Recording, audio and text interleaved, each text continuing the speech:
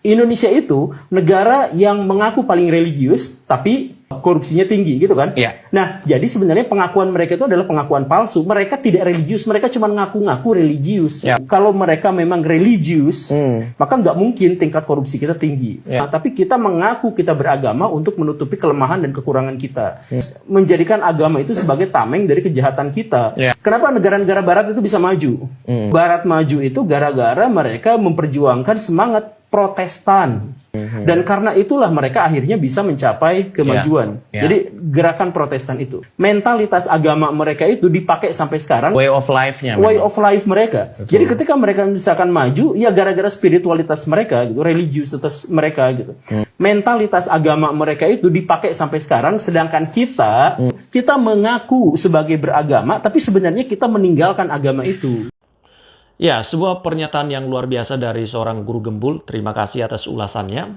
Dan teman-teman sekalian, kehidupan berbangsa dan bernegara yang sehat selalu berdiri di atas dua pilar utama, yaitu kepemimpinan yang berintegritas dan masyarakat yang memiliki etos kerja yang tinggi.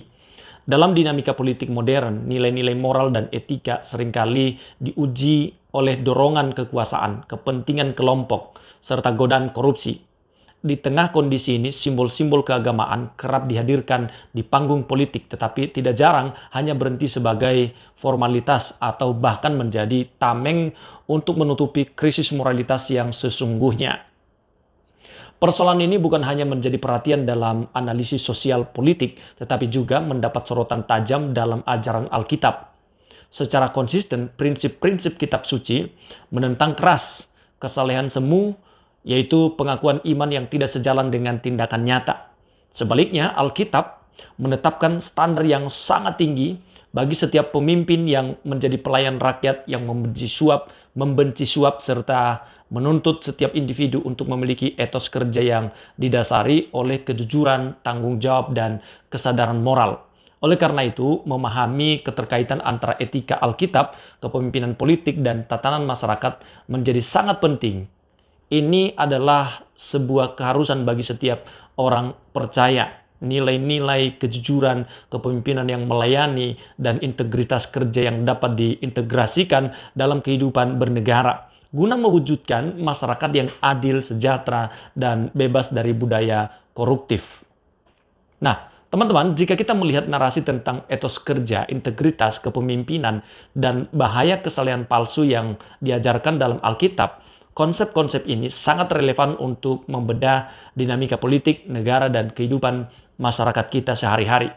Ada beberapa hal yang menjadi perhatian kita dalam politik atau agama seringkali dipakai, dalam politik agama seringkali dipakai sebagai alat jualan kampanye untuk menarik simpati rakyat.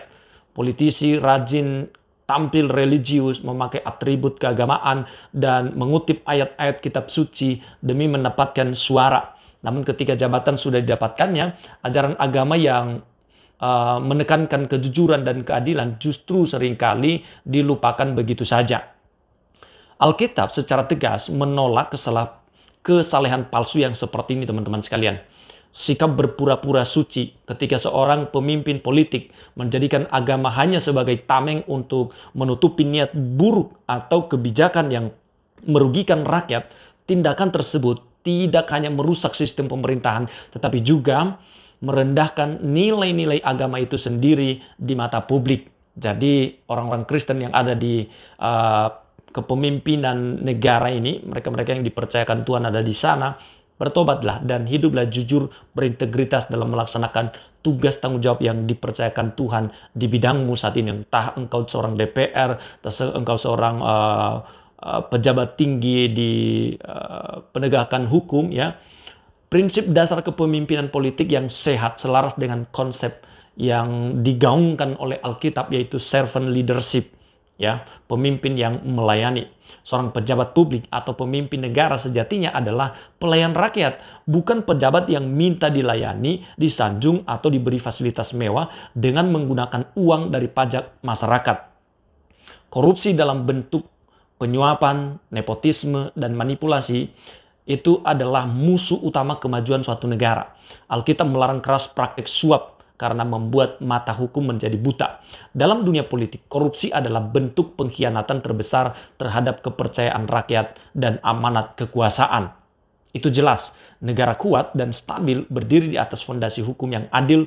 Hukum tidak boleh tajam ke bawah, tetapi tumpul ke atas. Hari-hari ini kita sering melihat peristiwa ini, teman-teman sekalian. Ketika pemimpin dan lembaga peradilan berani menegakkan keadilan tanpa pandang bulu, rasa kepercayaan masyarakat terhadap negara akan terbangun dengan kokoh. Ya, tidak hanya pemimpin, masyarakat juga demikian. Memegang peran penting dalam kemajuan negara melalui etos kerja. Budaya kerja yang jujur, disiplin, dan bertanggung jawab akan mendorong pertumbuhan ekonomi, ya. Dan ini kalau masyarakat rajin, tentu masyarakat juga bahagia karena mendapatkan hasil dari hasil kerja kerasnya, ya. Tapi kalau sebaliknya sikap malas dan menghalalkan segala cara hanya akan melahirkan keterbelakangan. Itu yang terjadi kalau yang ada adalah masyarakat yang malas-malas, ya. Etos kerja yang kuat itu lahir ketika masyarakat memandang pekerjaan mereka bukan sekedar rutinitas mencari uang, melainkan sebagai bentuk kontribusi nyata bagi sesama dan pencipta. Ketika seorang guru, petani, pedagang, hingga PNS bekerja dengan rasa bertanggung jawab, ya, moral yang tinggi dikedepankan, seluruh bangsa akan merasakan manfaatnya. Sekarang bagaimana kita membudayakan itu? Dalam masyarakat, seringkali timbul kebiasaan ingin serba cepat dengan cara menyuap, memanfaatkan orang dalam, atau melabrak aturan. Budaya seperti ini merusak tatanan sosial karena merampas hak orang-orang yang jujur dan berprestasi, serta melestarikan sistem yang korup dari tingkat bawah hingga tingkat atas. Jadi seperti sudah terstruktur dari bawah sampai ke atas, teman-teman sekalian. Masyarakat dan keluarga memiliki tugas penting untuk menanamkan nilai-nilai integritas sejak dini. Karakter anak bangsa yang jujur, bersikap adil, dan mau bekerja keras tidak terbentuk secara instan.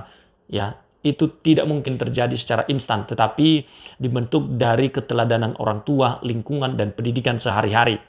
Jadi karena itu orang tua, didiklah anak dengan penuh integritas. Dan pada akhirnya teman-teman sekalian, kemajuan suatu negara bergantung pada sinergi antara pemimpin yang berintegritas dan masyarakat yang memiliki etos kerja tinggi. Ketika kepemimpinan politik difokuskan untuk melayani rakyat dan masyarakat hidup dengan kejujuran, maka negara akan bebas dari jerat korupsi dan mampu tumbuh menjadi negara yang maju dan sejahtera.